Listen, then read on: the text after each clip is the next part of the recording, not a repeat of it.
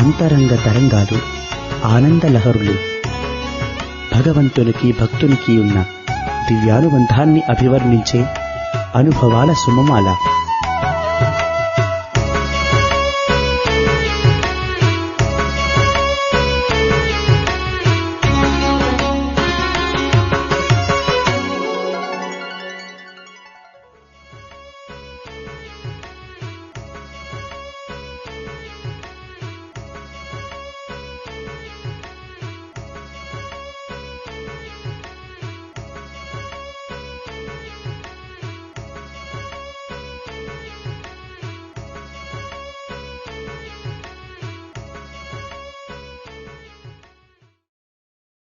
మీరు పుట్టక ముందే మీ కుటుంబంలోకి స్వామి ప్రవేశించి, మీరు పుట్టిన దగ్గర నుంచి ప్రతిదీ కూడా స్వామే మీకు అనుగ్రహించారు, ఆశీర్వదించారు. అన్నప్రాసన కానీ, అక్షరాభ్యాసన కానీ, మేము చెవులు కుట్టిన దగ్గర నుంచి ప్రతిదీ స్వామే చేశారు. మా అదృష్టం అండి. స్వామి మా పైన చేసిన కరుణ అనుకుంటాము, అంతకన్నా ఇంకేం లేదు. మరి మీ వివాహ విషయంలో స్వామి ఎలాగ తన అనుగ్రహాన్ని కురిపించారో చెప్తారా? చూడండి, ఫస్ట్ స్వామి అనంతపూర్ పిలిపించుకున్నారు నన్ను. ఎక్కడో పోతా అంటే మనకి తెలీదు, మన లైఫే మనకి ఎట్లా ఉంటుంది అని తెలియదు. అట్లాంటిది ఫస్ట్ అనంతపూర్ పిలిపించుకున్నారు. నేను హాస్టల్లో ఉండేదాన్ని. ఆ రోజుల్లో తక్కువ మంది, 100 మందినూ ఉండేవాళ్ళు కాదు హాస్టల్లో. కరెక్ట్గా చెప్పాలంటే నేను ఫస్ట్లో జాయిన్ అయినప్పుడు 80 మందే, టీచర్స్, స్టూడెంట్స్ అంతా కలిసి ఒక కుటుంబం లాగా ఉండేవాళ్ళు. అట్లా అంటే ఇంక ఏ అమ్మ నాన్నగారికి ఉంటుంది కదా, పిల్లలు పెండ్లు కావాలా అట్లా అని 73 సమ్మర్లో నాన్నగారు పుట్టుపర్తి వస్తే ఇంకా స్వామి ఇంటర్వ్యూ ఇచ్చినప్పుడు, అంటే ప్రిపేర్డ్గా వచ్చినారు, స్వామిని అడగాలి కదా పెండ్లి విషయం ఎట్లాగా ఏమి ఎవరు అనేసి. ఒక ఇంటర్వ్యూ పిలిచినప్పుడు 3 ఫోటోగ్రాఫ్స్ చూపించినారు స్వామి ఇట్లా ఈ పిల్లలు రాణికి చూస్తున్నాం స్వామి ఏమంటారు అంటే, స్వామి చాలా వ్యవహారంగా వీళ్ళు ఎవరు, డీటెయిల్స్ వీళ్ళు ఎవరు అట్లా అనేసి అంత అడుగుతా ఉంటే, ఈ అబ్బాయి పిహెచ్డీనా ఇంజనీరింగ్లో, ఈ అబ్బాయి ఎయిర్లైన్స్లో వర్క్ చేస్తాడా, ఈ అబ్బాయి ఎవరు అనేసి ఇంకో ఫోటో చూపించి, ఈ అబ్బాయి స్వామి ఎంఏ ఎకనామిక్స్ చేస్తున్నారు, ఇట్లా పనిచేస్తారు అని చెప్పేసి మా హస్బెండ్ ఫోటో చూపించినారు. మా హస్బెండ్ ఫోటో చూపించి, సరే వీళ్ళు బాగా పొజిషన్లో ఉన్నారు, అయితే ఈ అబ్బాయితో పెండ్లి చేస్తే మన అమ్మాయి మన దగ్గరే ఉంటుంది అని స్వామి అన్నారు. సరే స్వామి ఎట్లా చెప్తే అట్లాగా స్వామి అనేసి మా నాన్నగారు స్వామి బ్లెస్సింగ్స్ తీసుకొని, మళ్ళీ స్వామి నన్ను ఏ రోజు చూపించాలా వాళ్ళకి, వాళ్ళ అమ్మ నాన్నకి అది డేటును ఇచ్చి పంపించినారు. సో అదేవిధంగా అంత ముందుకు జరిగింది స్వామి ఆశీర్వాదంతో. అంత 73 డిసెంబర్లో పెండ్లి స్వామి చీర ఇచ్చి బ్లెస్ చేసి పెండ్లికి పంపించారు. ఆ విధంగా జరిగింది అన్నమాట. మరి ఆ కుటుంబం వారు కూడా స్వామి భక్తులా అమ్మ? భక్తులని చెప్పలేదు, అట్ ద సేమ్ టైం అంటే దగ్గరే మా అత్తగారు వాళ్ళది గుంతకల్ అనమాట. ఇంకో విషయం చెప్పాలా ఏమంటే, మా హస్బెండ్కి ఫస్ట్ పెండ్లి కుదిరినప్పుడు రాయచూరులో ఉండేవాళ్ళు. ఎప్పుడైతే పెండ్లి కుదిరిందో వెంటనే అనంతపూర్ ట్రాన్స్ఫర్ అయిపోయింది. ఇది నిజంగా స్వామి ఏర్పాటు మన అమ్మాయి మన దగ్గర ఉండాలని చెప్తున్నారు కదా, సో దానికి అంతా ఏర్పాటు స్వామి చేయాలా. సో ఆ ట్రాన్స్ఫర్ చేసేసి అనంతపూర్ ట్రాన్స్ఫర్ చేసేసినారు. ఇంకా అప్పటి నుంచి ఇంకా అనంతపూర్ మా హస్బెండ్ ఇంకా ఇక్కడ ట్రాన్స్ఫర్ కాకుండా ఇక్కడే ఉన్నారు. సో మీ ఇంతాక అడిగినారు కదా డివోటీస్ అంటే, దగ్గర పుట్టుపర్తికి దగ్గరే గుంతకల్లు. స్వామి గురించి తెలుసు. స్వామి ఉరుకొండలో చదువుతున్నప్పుడు స్వామి గురించి అంతా తెలుసు. అయితే ప్రత్యేకంగా స్వామి డివోటీసు అట్లాగని కాదు, స్వామికి అగెన్స్ట్గాను అట్లా ఉండేవాళ్ళు కాదు. సో ఏమంటే కొంచెం నాకు కష్టమయ్యేది, ఇన్ ద సెన్స్ ఏదన్నా పండుగలు ఇవి వస్తే ఇంకా నేను తప్పనిసరి మా అత్తగారు వాళ్ళ ఇంటికే పోల్సి వచ్చేది. కొంచెం హైలీ ఆర్థోడాక్స్ ఫ్యామిలీ అని చెప్పొచ్చు, అన్ని పద్ధతులు ఇవి పెద్దవాళ్ళు చెప్పినట్టే జరగాల అట్లా అంతా. సో నాకు పుట్టపర్తి వచ్చే అవకాశం తక్కువ ఉండేది, ఎస్పెషలీ ఫెస్టివల్స్ అప్పుడు. మామూలు రోజుల్లో స్వామి బర్త్డే రోజు థ్యాంక్ గాడ్ ఫెస్టివల్స్ ఏం రాదు. సో తప్పనిసరి వెళ్ళేకి అవకాశం అది ఉండేది. అయితే దసరాకి దీనికి అసలు ఛాన్స్ తక్కువ ఉండేది అట్లా. అప్పుడు కొంచెం కష్టం అనేది అనిపించేది. బట్ ఏమో స్వామి మనసులో స్వామి గురించి ఇంకా ఎక్కువ అనుకుంటాం. స్వామికి దూరంగా ఉంటే స్వామి మిస్ అవుతాం కదా, ఆపర్చునిటీస్ మిస్ అవుతాం. కాబట్టి బాధ ఇది స్వామి తలుచుకునేది ఎక్కువ అయ్యేది. సో ఆ విధంగా జరిగేది. మరి అంటే చిన్నప్పటి నుంచి స్వామి దగ్గర ఉంటూ స్వామి చెప్పిన బోధలతో పెరుగుతూ వచ్చారు. అత్తగారి ఇంటికి వెళ్ళిన తర్వాత అక్కడ ఎలా మసులుకోవాలి, ఎలా ఉండాలని స్వామి ఏమైనా చెప్పారా మీకు? అంటే జనరల్గా ఏమంటే చిన్నప్పటి నుంచి మీకు చెప్తున్నాను కదా, సనాతన సారథి వస్తానే మా అమ్మగారు వాళ్ళు మేమందరూ 5 మంది పిల్లలు అందరూ కంపల్సరీగా చదవాల్సిందే. స్వామి దాంట్లో ఏం రాస్తున్నారు, ఎట్లా ఉండాలా, డివోటీస్ రాసిండేది. సో నేను అనుకోవటం ఏమంటే అది స్వామి చిన్నప్పటి నుంచి ఒక స్వామి దారిలో పెట్టేస్తున్నారు.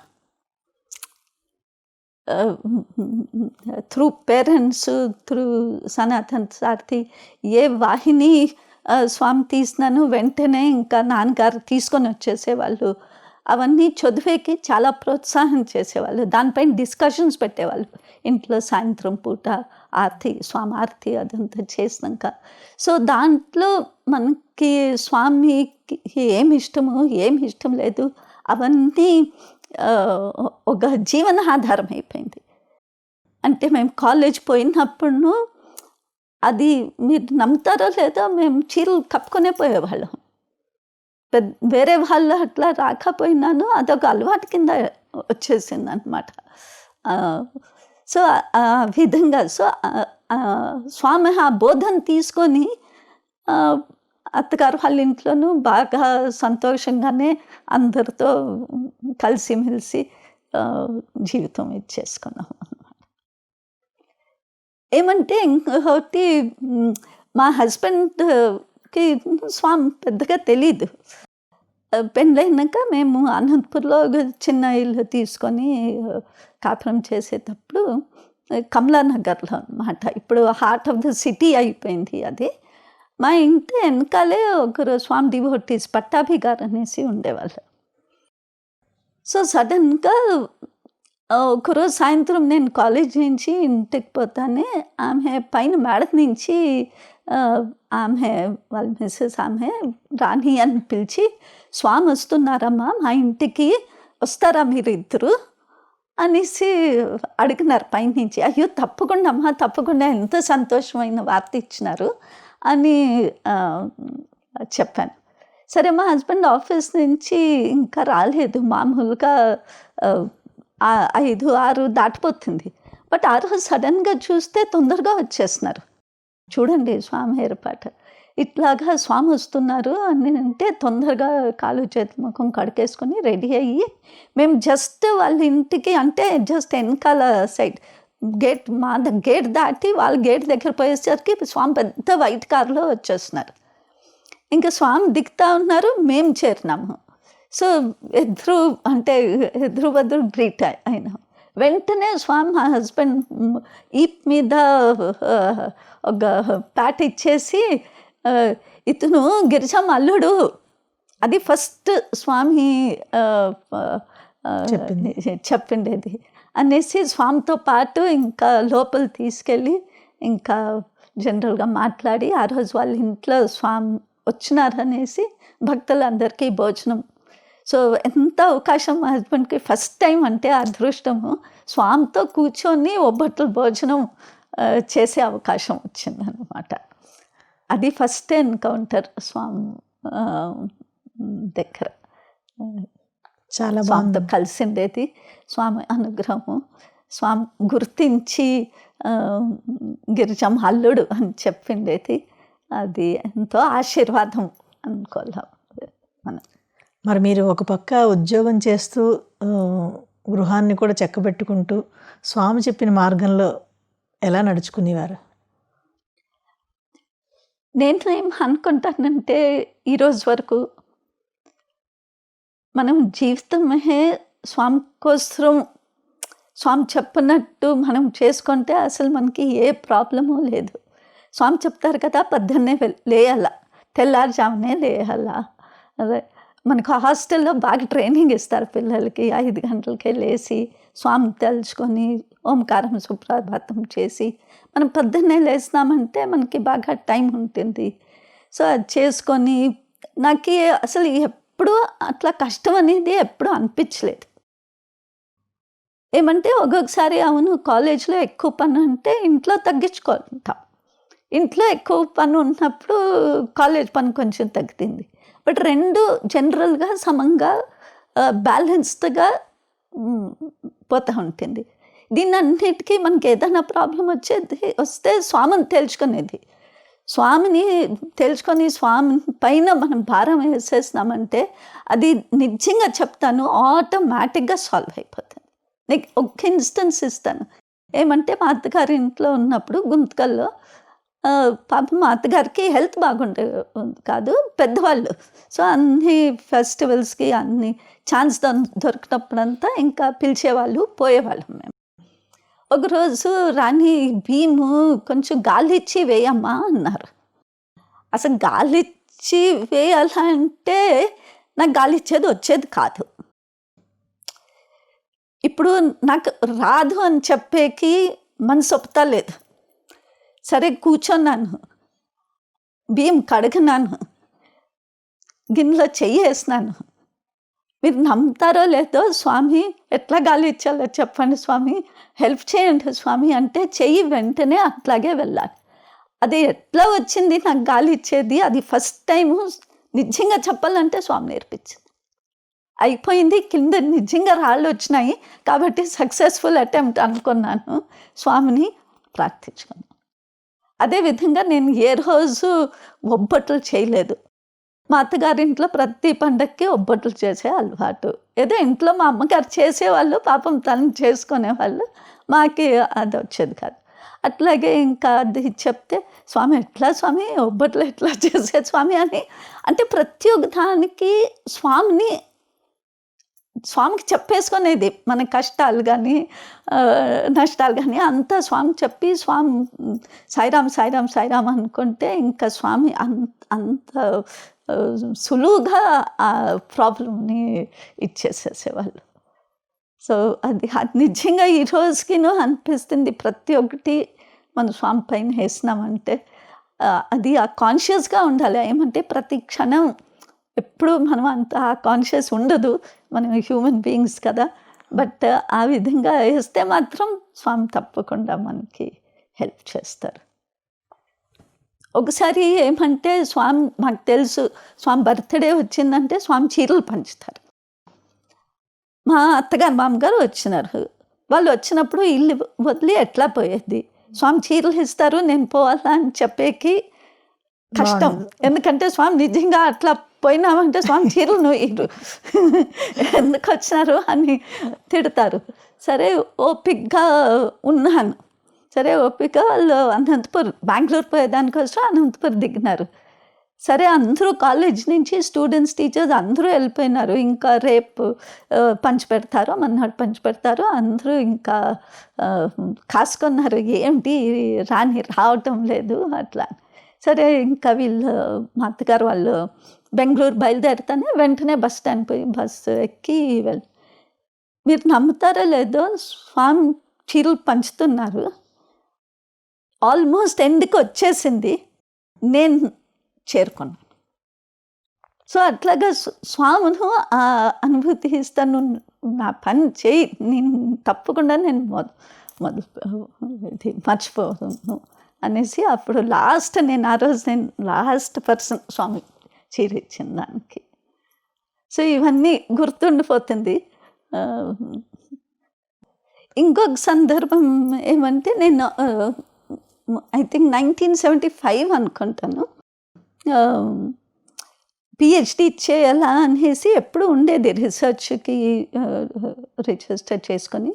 సో అప్పుడు ఇండియన్ ఇన్స్టిట్యూట్ ఆఫ్ సైన్స్ నుంచి ఒక ప్రోగ్రామ్ ఏదో వచ్చింది. సో ఇది స్వామికి చెప్పి అప్లికేషన్ వేయాలా అనేసి అప్లికేషన్ అంతా ఫిల్ చేసేసి స్వామి ఆ రోజుల్లో బృందావన్లో ఉన్నారు. సో మా హస్బెండ్ నేను ఇద్దరు బృందావన్ వెళ్ళి స్వామికి చెప్పేసి మళ్ళీ స్వామి బ్లెస్సింగ్స్ తీసుకొని పోస్ట్ చేస్తాము అని అనుకొని పోయినాం. సరే వెళ్ళేసరికి ఆ రోజుల్లో మాకు బస్సు ట్రైను అవి రెండే అనుకూలాలు ఉండేది. చేరేసరికి స్వామి దర్శనం అయిపోయింది. సో అరే దర్శనం అయిపోయింది, సాయంత్రం వరకు ఉండేకి కష్టం అనమాట, ఎందుకంటే మళ్ళీ వెనక్కి రావాలా. సరే అనేసి చెప్తున్నాను, నేను ఇట్లా కాలేజ్ నుంచి వచ్చినాను అట్లా అంటే ఇంకా మా హస్బెండ్ని బయట గేట్ దగ్గర ఉండిపోమన్నారు, నన్ను అలౌ చేస్తున్నారు.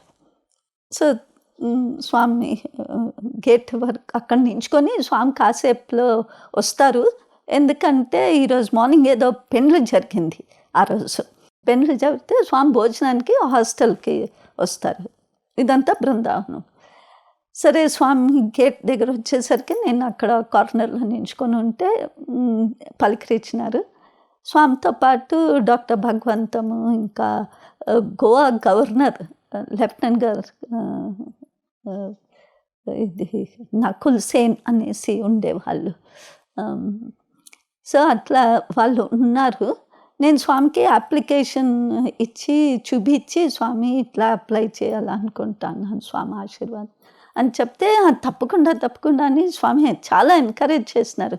చేసి డాక్టర్ భగవంతంకి చెప్పినారు, చూడు తను అప్లై చేస్తూ ఉంది చూసుకో అట్లా అనేసి చెప్పినారు.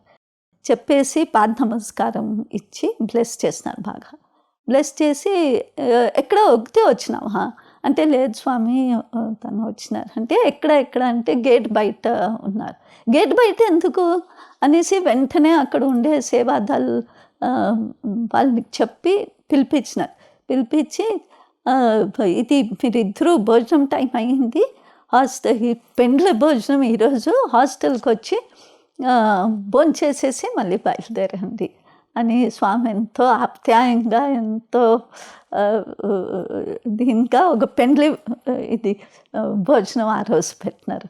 సో ఆ రోజు మా హస్బెండ్కి ఇంకొక సెకండ్ ఛాన్స్, స్వామి ఎదురుగా కూర్చొని స్వామితో పాటు పెండ్లి భోజనం చేశారు.